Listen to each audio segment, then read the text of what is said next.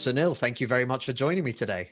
Thank you very much. I'm really excited to talk to your listeners and those watching, if people are watching, and really going to dive deep into intuition and specifically how it helps people make better business decisions or entrepreneurial decisions. Very important. This is cool. I'm looking forward to this. And I am someone who desperately believes in the idea that your gut tells you 1,000 times more than any data sets will.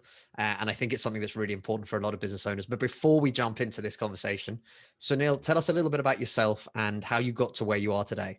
Yeah, actually, so my name is Sunil Godse. I'm the co-founder, or well, founder, sorry, I'm CEO of Intuitionlogy or Intuitionlogy Incorporated. And funny enough, the whole reason why I got into looking at intuition is because I wrote a book all on learning from business failures. And so my first book, Fail Fast, Succeed Faster.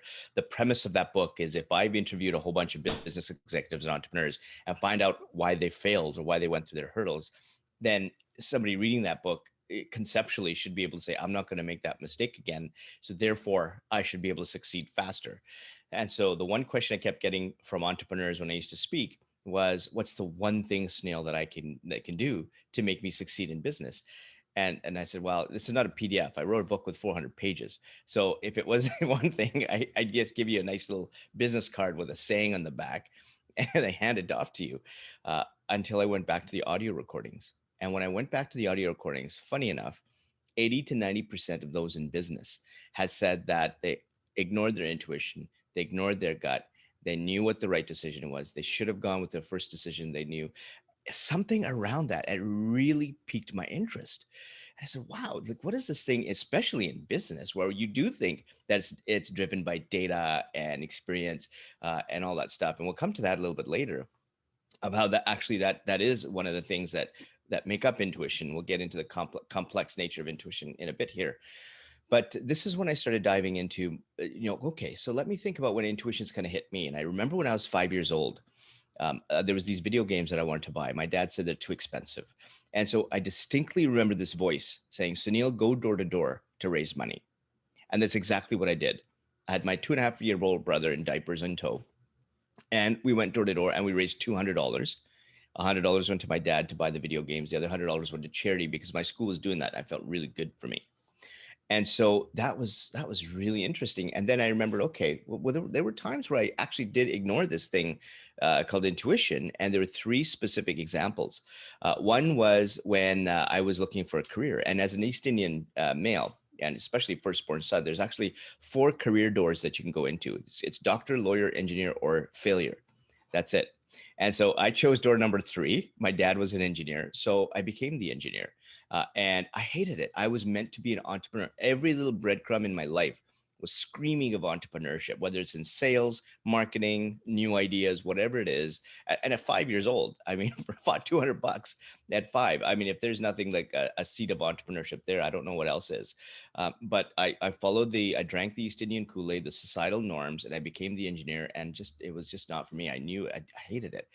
And 2 years into that stint as a career, I ended up getting a chance to become a private investor for a Mexican restaurant chain that came up to Canada. And pretty soon I was making 5 times more in dividends doing that than actually working full time in my job as engineering. So my 3rd year, I quit.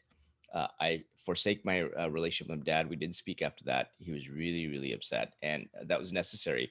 And then pretty soon, 5, 6 ventures later, $20 million in revenues, I was doing something I absolutely loved, which was running businesses and starting businesses. And it was clear that the decisions I made, I mean, it was wholesale clothing, retail clothing, pop-up events, entertainment. There's no real theme there, but I just knew that there was a new idea that I could bring out and people are paying me for it.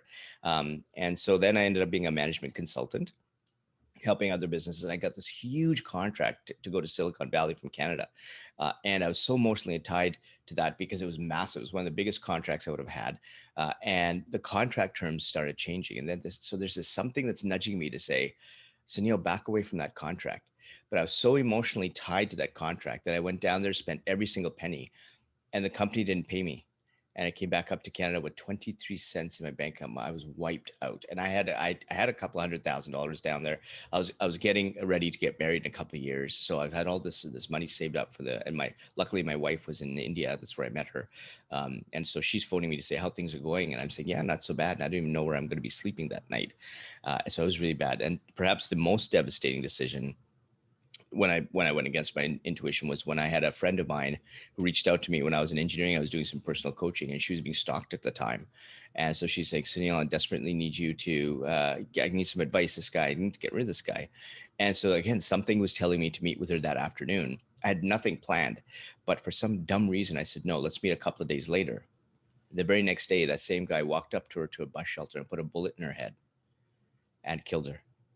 And so I now really needed to figure out what is this thing called intuition that's really got me to lose time, effort, money, and now a really good friend now that I reflected back on it.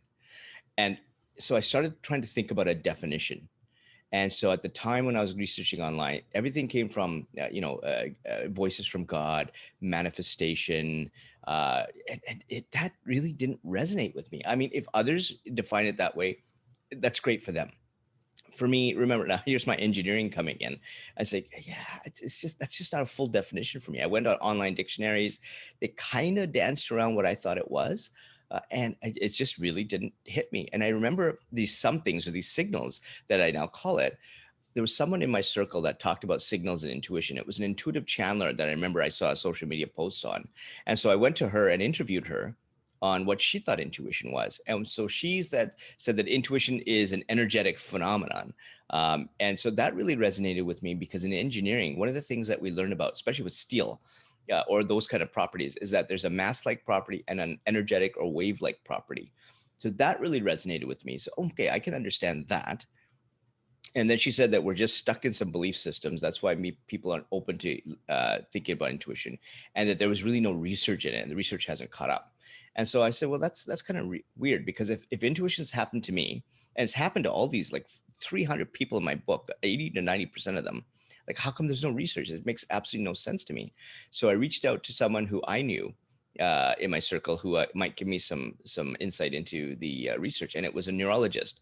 So I took my camera and a crew to his hospital, and I wasn't expecting much. I was just kind of expecting him to say, yeah, say, yeah, some research is there. So I turned on the camera and I asked him, does intuition exist? And not expecting much, and wondering, is this going to be 15 minutes or 5? I'm not sure. And he says it absolutely exists.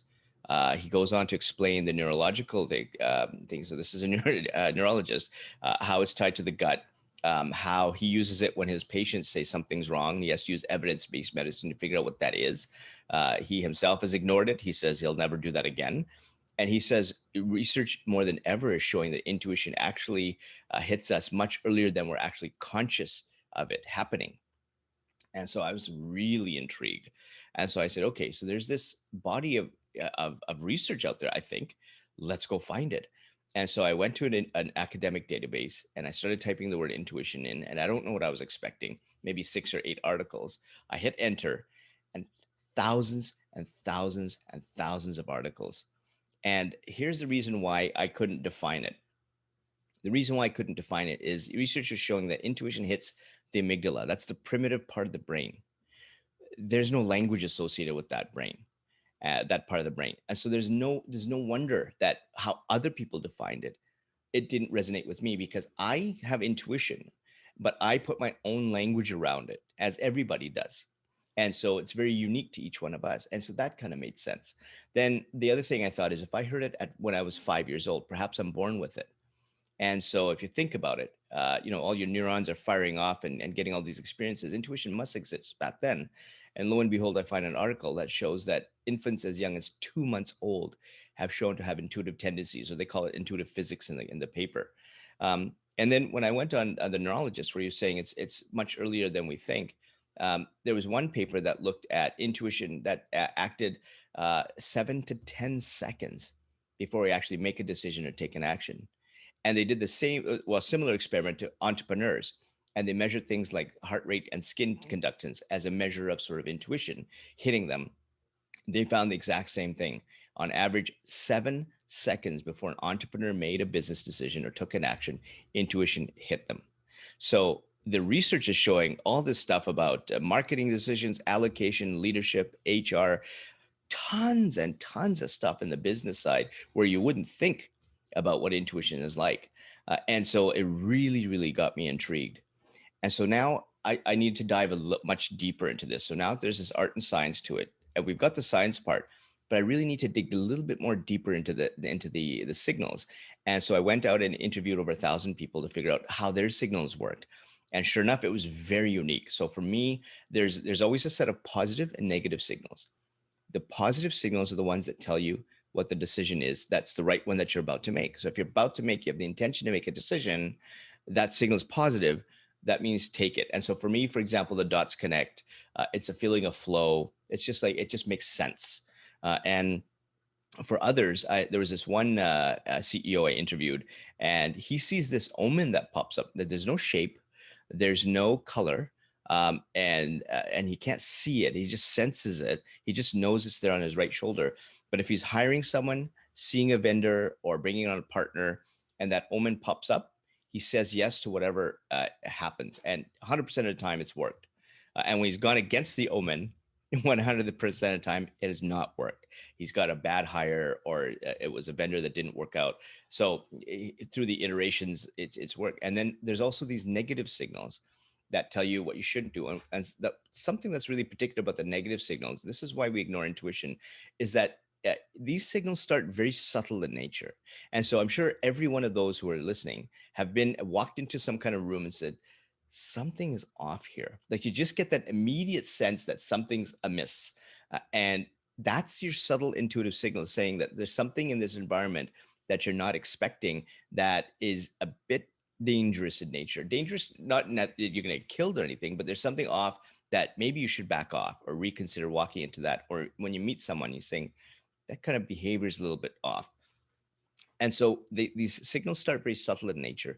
And as you continue to ignore these subtle intuitive signals, they start to change and they get louder. And in some cases, some people have attributed it getting into accidents, going completely bankrupt, their businesses completely failing, which was the ultimate end signal for them. Before they recognize that, oh my God, I mean, and when we start talking about it, they now recognize the signals that were leading up to that. And so it's now that because we're actually digging in the past to say, yeah, there were signals in the past. And so for me, I get that gut feeling, or sometimes the hairs on the back of my neck stand up. And remember, we're not talking about when you're in danger, because remember, this is the primitive part of the brain. So this is not a saber-toothed tiger coming in to eat you. This is where your intuition is actually saying, this is the right decision for you. You're just going against it.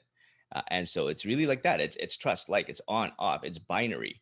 And so what I was interviewing one entrepreneur, and he was saying, yeah, I'm not sure what my signals are. Sunil, nobody's ever asked me that. I've never thought about that. I mean, that's not something that's a common topic. Like, what do you like in your coffee? It's like, how many people ask you, yeah, hey, well, what are your intuitive signals? So anyways, so we're having this interview, and he couldn't figure out what his signals were. And then as he's talking about the ventures that he failed at, or he went in for the wrong reasons, such as for money or for fame or because it looked good, he started grabbing his left earlobe. And then 10 minutes in, he goes, oh my God, Sunil, I just realized what my intuitive signal is. It's my left earlobe gets hot. And he says, every time I went into those ventures, I distinctly remember now, but my left earlobe getting hot. I remember talking to my wife about these things later on, my left earlobe getting hot. I've just never tied these things together. And so one of the things that we have to be careful about when it comes to negative signals is that we have to be cognizant. So let's say we have that voice, and I had at 5 years old. So let's say you and I share a signal that's a voice. So for you, that could be signal number one. And if that's signal number one, fantastic, because that's the first signal that's going to tip you off that something's wrong. For me, if that's signal number three, and I don't do any more investigation into what signal number two or signal number one was, it's meant that I've missed two signals. If I've missed two signals, I've made two bad decisions. Those bad decisions could be that I could just stub my toe on the door, or that my business is headed towards bankruptcy. I don't know. I don't know the veracity of those decisions. And so that's how these signals kind of work. And so it was really interesting that how intuition really kind of works is, and I want to really find out, okay, so what's under the hood? It's like driving a car.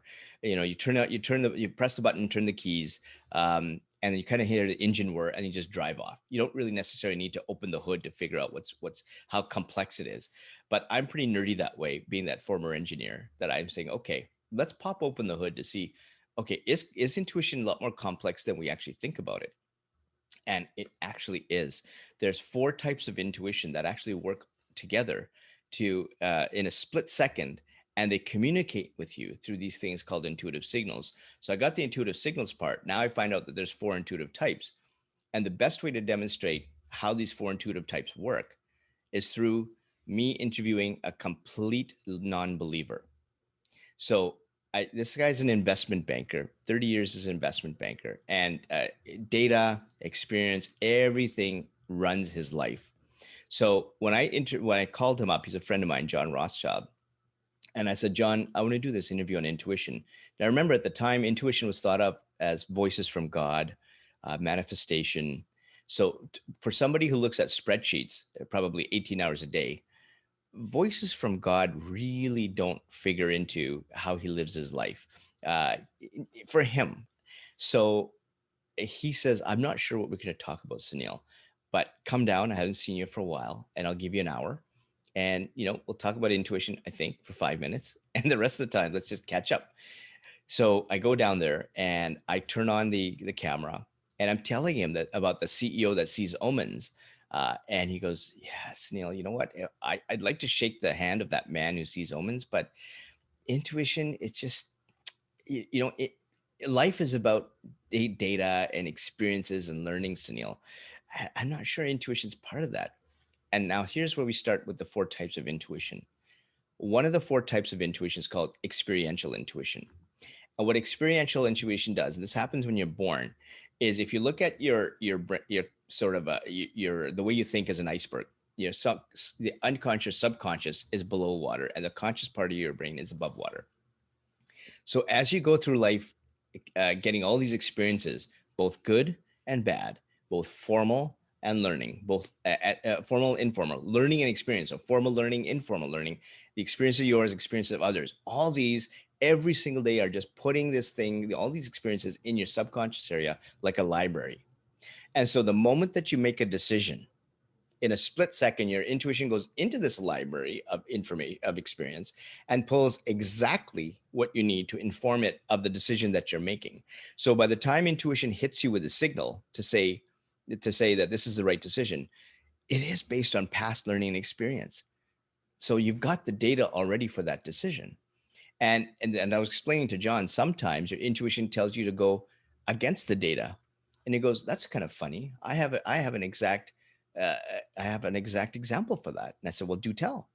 And so now we're getting into the second of the four, called situational intuition. And we talked about a bit earlier, where you kind of walk into a room, you kind of say, something's off. So John was in the business of putting franchise operations in, and so like a McDonald's, a Burger King, any of the popular franchises. So they used a benchmarking system, and a 9 out of 10 means that they put a franchise location. Things like traffic patterns, demographics, and development in that area. There was this one location they were thinking about putting a franchise location that was a 5.5 out of 10, nowhere even close to the 9 out of 10. But him and his business partner went to this dilapidated area of Toronto where they were thinking of putting this franchise location, and they're looking around, they're saying, something's telling me that we should put the location here. 5.5 out of 10. And they went against the team's advice and they put the location there. That ended up being the best franchise portfolio and all of the portfolio franchises they had ever, called the beer market, all because of situational intuition. And so now John's is an investment banker, and now his purpose changes. What he wants in life has changed. He says, "I'm tired of running businesses on the sideline. I want to be a coach. I want to run a business. I don't want to be. I want to quit this, and I want to open up a business of my own." And this is now we get the third of the four, called relational intuition. Relational intuition picks the people in the area. Of all the people, it filters the people to bring only those who really care about what you want, what your purpose is. Not yes people. These are people that will support you in the ups and downs, but really care about where you want to go, what you want out of life. And so when John was proposing to quit his investment banking career, he's making $3-4 million a year. All the people who really want to embrace money, fame, ego, high-end limousines, private jets, restaurants, those people kind of embroiled in that lifestyle, security, all said, "You're nuts. What are you trying to give up? What's wrong with you?" The one person who cared for him about what he wanted was his wife. And so he distilled everybody, cut them out of the decision set. He looks at his wife. This is a non-believer now, and I'm quoting him. He looks at his wife straight in her eyes. "This just feels right."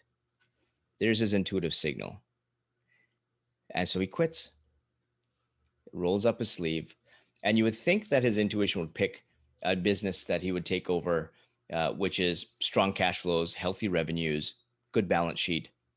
Not his intuition. His intuition picked a tiny, bankrupt little restaurant. And so he quit, rolled up his sleeves, walked into that tiny, bankrupt little restaurant. That restaurant happened to be Eastside Mario's location number one. And that ended up being over 1,000 locations under different brand names and acquisitions. By the time he retired 20 years later, it was a $2 billion behemoth, all because it felt right. That's how intuition works. And now I've taken a non-believer in 1 hour into a complete believer.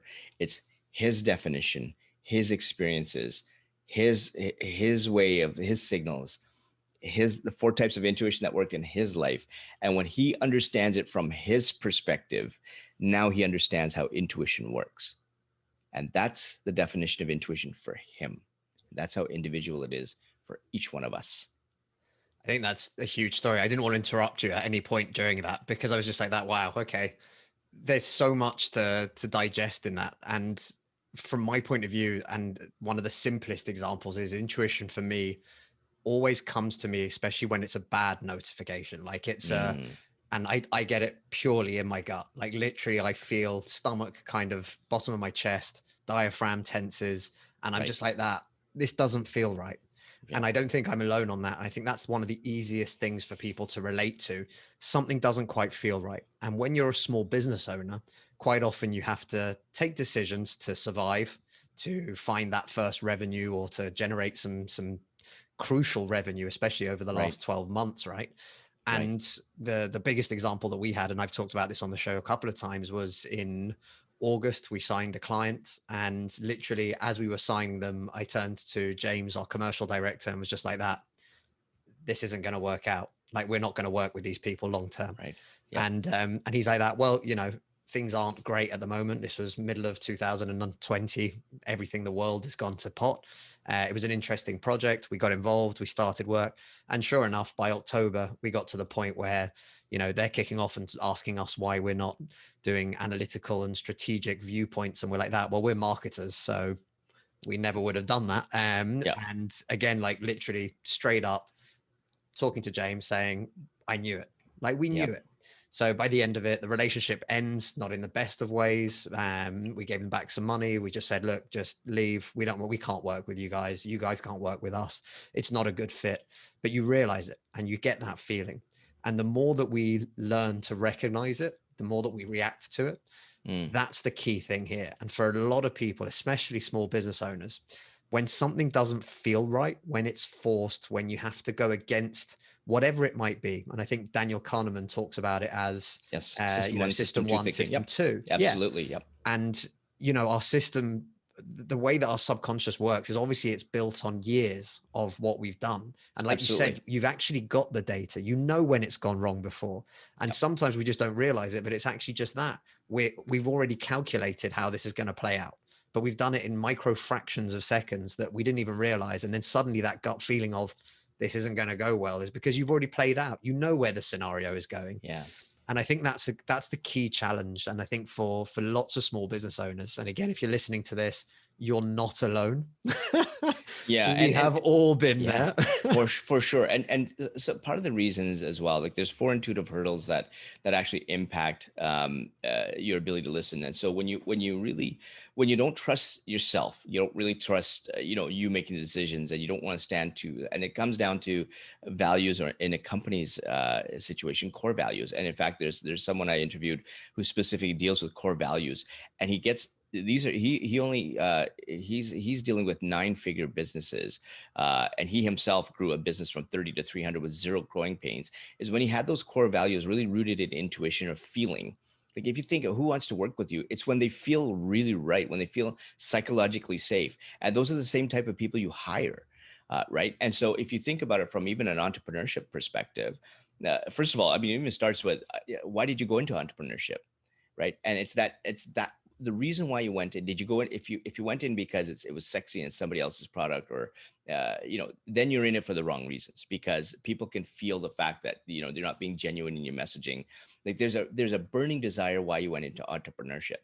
And when you have that burning desire, and as marketers, you should understand this as well, when that burning desire comes through in your marketing messaging and it's genuine, people are going to gravitate to that more so now, because there's so much crap on social media about people, these nice marketing messages. And I get pulled into a brand because of these things that are very near and dear to me, that sometimes affect my values.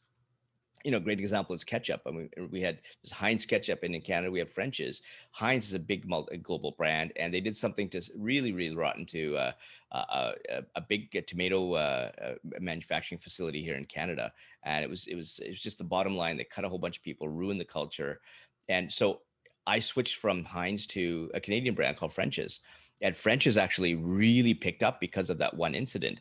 This is just ketchup, but yet there's value attached to it. And when you go against the values of other people, you're going to potentially lose. Well, they did lose me. And it's not, and this is the other thing that entrepreneurs have to realize, especially when it comes to, if you lose a customer, first of all, it's 6 times less to have a customer that has recurring revenues. I always say, treat your customer like a franchise opportunity. Don't worry about the upfront cost. You worry about the recurring revenues, right? And so many people worry about that upfront cost, and then that's what they want to get. And then bottom feeding, they're getting up to new customer after new customer because they don't take care of their existing customers. I mean, that's a whole new another issue. But for me, so the opportunity cost for, let's say, Heinz is not just to bring me back with their great marketing messaging again, which is 1 times the cost, but they now have to extricate me from not buying French's anymore, because French's is sitting in my refrigerator. So what's the cost of that marketing? And that's sometimes 2 to 2.5 or more times the marketing cost to bring me back to their brand. And how much more is that going to cost them when they're looking at shelf space? Right. So it's not where I'm looking at shelf space. If I'm looking at shelf space, it's great. They paid $3-4 million to put me on eye level, but eye level of a brand that I don't like. So I'm going to look lower to where I see French's, and they're probably paying $1 million less, but they've got me because of the value. And so, and the other thing you have to realize about intuition, especially when it comes to businesses, in hiring or in marketing, is intuition is a two-way street. So as much as your intuition is looking out, you're having your core values, you're telling your employees you care for them, et cetera, et cetera. The intuition of others are watching you.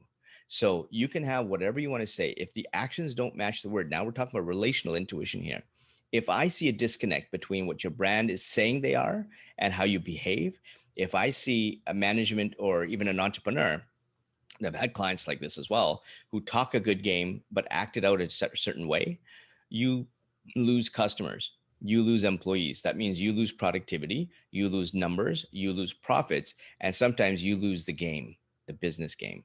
And so that intuition being two-way street means that if you're going to say something, you better back it up with some solid actions. So that means you better believe, this better be your purpose. And more people, especially the Gen Ys and Gen Zs, are coming onto businesses. And some people may say they're lazy. I don't think that's the case. I think we pick the lazy ones, and those are the ones that end up in social media and the news. I think they're just tired of working for companies where it used to be work 18 hours, work your butt off, so that for the bottom line.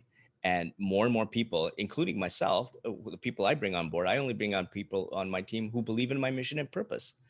And see, and if they see I don't want to see them as a statistic, and they don't want to see me as a statistic. when they believe in my mission of changing people through intuition, as they see the stories that's coming out, they hear the podcast, their lives get touched. And when their lives get touched, they really want to work for me. And that's when they perform. And you always look to laggard indicators like a happiness index, productivity, P&L. Those are laggard indicators. And so that's great if the laggard indicators are flat or negative, but they're flat or negative because you didn't fix the leading indicator. And the leading indicator is, do I want to work with that person? Does this place feel, am I psychologically safe? Can I be creative? Am I not going to be beaten down? Am I treated like a statistic? And if you, when you yourself start doing your actions that go against your words, then you go from almost me seeing you as a 3D person to now a 2D statistic, and I don't want to work for you anymore. I think And a that customer's, yeah, a customer's going to see you the same way. well, I think this is one of the big things, and we talk about it a lot from the point of view of marketing, especially authenticity. And, Big time. everyone's banging this word around, and people think that what that means is I have to portray an authentic version that I want to show. And It's so that's far from not the the truth. case. No, at all. And Not at all. exactly, but it's what a lot of people do. It's what people have got used to, especially on social media, right? You look on Yeah. Instagram, people will show you the beautiful travel photos. They won't show you the shit show of cables or whatever at the back of their desk setup. They'll just show you the front end, which looks beautiful and it's lovely. Yes. And there's nothing wrong with that until you get to the point of having that conversation. And like you said, from our point of view, and I go back to the story of the client that we ended up sort of having to part ways with, or as I like to say, we fired. And it's very simple. We have a ton of content out there. James, my commercial director, and myself literally go onto Zoom. We do a live, excuse me, we do live, and we basically just talk. And we are who we are. So if you listen to us in one of those videos and then you jump on a call with us, it's exactly the same people that you're talking Right. to. There is no polished, nice, beautiful front facade where, I'm looking at you, you're smartly dressed, you've got a shirt on and a jacket. I own one shirt at the moment, and Yeah. it's like a checkered flannel thing for winter. But literally outside of that, I am in a hoodie usually. I wear jeans and tracky bums most of the time. I am usually wearing a black t-shirt or whatever else. Like, this is who we are. This is who Yeah. I am. And if you Yeah. jump on a call with me, whether I'm trying to sell you a £15,000 software solution, or whether I'm trying to just have a conversation and do a consultation for free and talk to you about ideas, that is who we are. Yeah. And this is something that loads of people still don't get. If you portray one version online and another when you actually talk to people, there is a complete disconnect.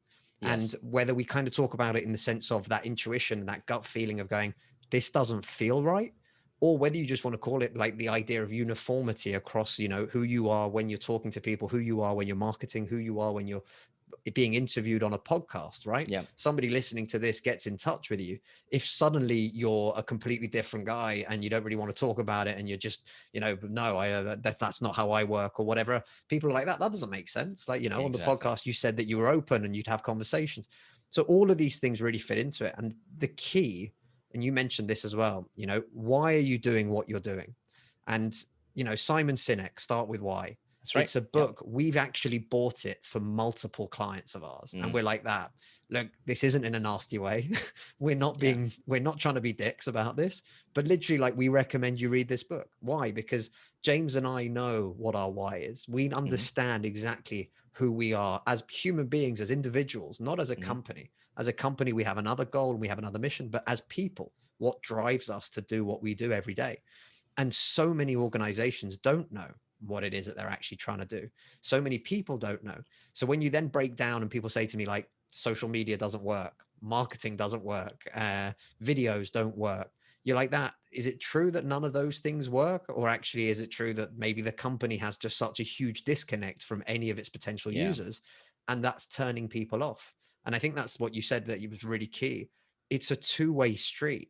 Yeah. You can feel off about a client and therefore try and trust that, or you feel great about a client and you're super excited about a project, not about a price tag, about a project. Yeah. And then learn to sort of steer into the ones that are good and to pull away from the ones that are bad. But vice versa, anyone who sees any single piece of your marketing is gonna have those same reactions. And Absolutely. that's the key thing. And we also, I'm doing a class this afternoon or this evening for artists and creatives. Excellent. And this is a community organized event. Somebody approached us and said, would you do digital marketing for artists? And one of the key things in all of our presentations is, be like Marmite. Now, I don't know if you like Marmite or not, the yeast extract, people put it on toast and whatever else. Their marketing is you either love it or you hate it. Yeah. Full stop. And literally, what you are trying to do in your small business is identify as quickly as possible the people who hate it, that don't feel right, that don't have that right connection. And you're trying to identify the people that love it, because Yeah. those are the people that, like you mentioned, go after them, get them on board as customers, treat them like gods because you'll get on well with them because they're your kind of people. Yeah. And then, literally, like you mentioned again, it's so much cheaper to get more money out of an existing client than it Yeah. ever will be to get a new client on board. And it's funny you mentioned this, the creatives and you bringing in. This is where it comes to purpose. So obviously, I talk about intuition all the time at home, and so both my daughters, they're 9 and 14, roll their eyes all the time, saying, "Dad, you call me intuition? Oh my God, intuitionology. Oh, here we go again." But if you look at the paintings behind me, that's those are my daughter's been an artist since she was 4 years old, and she went to India, and she saw people with disabilities and illnesses, someone with actually with no arms painting. She goes, "Dad, oh my God, these paintings are so beautiful. Like, why do these people, they're like, they seem normal." And I said, I want to do something for them. And I said, well, then you got to do something for them. It's got to come from you. Right. And so 6 months later, that purpose of what she wanted to do hit her like a ton of bricks. She were playing board games. She wheels her head around to look at me and says, "Dad, I'm ready." I said, "Oh, what are you talking about?" And she goes, "Remember that trip to India?" I said, "Yeah, I'm ready. I know what I want to do." So, okay. So how do you want to help these people? I'm going to paint. I'm going to raise some money. I'm going to bring some people with disabilities and illnesses together, and they're going to come to paint for free so they can express themselves and feel good in the moment. And I said, okay, excellent. So that was June of 2018, um, and we opened a federal corporation, Canadian nonprofit corporation. She has now raised over $30,000 because of her purpose that people are rallying around. She's 14. She's doing all the stuff on her own. She has her own podcast series. She does all the back end for it. She's the one getting the guests for it. I don't do anything. And the moment of purpose, and this is very, very important, came to her. She had a pop-up event. She had a couple people, wheelchairs, Down syndrome, big brothers, big sisters, and there's somebody that came who had cerebral palsy, and if people are watching, his arm is just shaking, his left arm. And then he says, "Come here, Avni." The daughter's name is Avni. "This is what your event is doing." He puts his paintbrush in the paint, and he puts it on canvas, and his arm stops. And he said, "This is what your event is doing to me." That is the moment of purpose that people rally around, that buy her paintings. That's why people buy from companies. Her purpose is very clear, very, very clear. And so she opened Heartification. She's got her social media that she's starting to go. She's also still in school. She's also still a kid that goes and plays with her friends, and does all the stuff that everybody else does. But she has a purpose, and she's driving a business towards that. And that's what people should be doing. That's what companies should be doing. And it's that purpose that people rally around, right? They're going to buy a painting. They're going to ask for a one-off. They're going to get people that from the UK. She's got someone from UK and Australia who's going to be interviewing her now. She's on a panel actually tomorrow night in Australia, just to talk about her purpose, right? And she's 14, I think right? that's amazing. And Yeah, again, I honestly, I wish like stuff like Simon Sinek, start with why and everything else, that I'd read all this stuff yeah, as a kid. Like, I don't think it was actually out by that point, but there's a lot to be said for understanding who you are, for being comfortable yeah. with who you are and And I think steering into it. and the other, like when you read that book also, I think the danger is people gloss over it, and then they don't really they don't go deep enough to really understand what that why is. And I think COVID's really helped. I've been busier than ever with a lot of coaching, and I have a boot camp, and there's a 7-day challenge I have on my website. It's free. I have now 54,000 people through that. But it's been just streaming in people really, really having those deep conversations. When you have that why as a business, a small business owner, even when you hire, or what have you, that why is very important. And you really not just read the book, but really have those deep conversations, and have to walk in the present moment. One of the best examples I give is and this is when it comes to fear. Fear is a huge pummeling of your intuitive signals. There's this one fellow, David Dame, and he's had He's been in his wheelchair all his life. And so he got this idea, this dream of just standing up and caressing the sand in his toes. And so he was on vacation. His friends wheel him up to the beach, and he gets up and he falls flat on his face. And he says, Sunil, there's two things I could do at that moment. The first thing is I can succumb to my fear, get back in the wheelchair, and forever in my life regret that I had the one chance to fulfill my dream and turn it into a reality. Or I can battle that fear. I can trust my intuition, just get up and take one step and another step into the water, battling my fear. But I know it's the right thing because my intuition is telling me. And he walks and he says the water gets up to about here. He's pointing his neckline. And then he turns back, and he's never realized how far he's come. That's what happens when you trust your intuition, even battling fear, to just keep taking that step, taking that step, taking that step. And those are deep conversations that we have to have, that takes you back to your why, takes you back to those intuitive signals, takes you back to battling the fear that moves you farther. And when you do that, you won't realize how far it comes. And you reach success internally, not externally. It's that internal success that you live every single day, waking up with a smile on your face. And what a way to live as a business owner or in your personal life.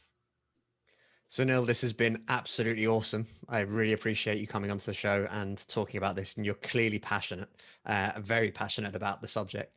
Where can people find you, and where can people get more information on this? Absolutely. They can go to intuitionlogy.com. There's a 7-day challenge they can enroll for free. And the 7-day challenge gives you a template on how to solve using all your components of intuition. You pick a problem, you solve it using your intuition. I actually measure your intuition before and after with 54,000 people, as I mentioned. 100% of the time, their intuition gets strengthened in those 7 days. And now you have a template. It's a fillable PDF sheet. You don't have to deal with me ever. You have now a free downloadable PDF, and go and make every decision the right one. There's Instagram, LinkedIn, Twitter, Facebook. I'm going to be trying TikTok, not dancing, but I'll be dropping some nuggets. If I start dancing, people are saying, "Yeah, my intuition is saying not to follow this guy." And there's also my podcast series as well. So if you want to hear a lot more in-depth stories of intuition and the intuitive moments that people have gone through, I've got the podcast series, Apple iTunes. It's also on my website as well. So all the ways you can catch me there. Excellent. Sunil, thank you very much. Thank you. I appreciate it.